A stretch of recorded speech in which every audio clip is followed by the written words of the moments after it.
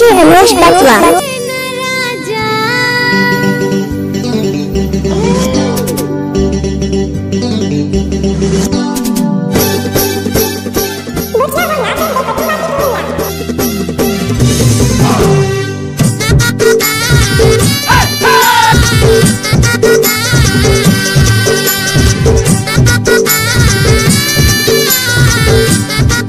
Mix by DJ Anuj gram पतवा वाले।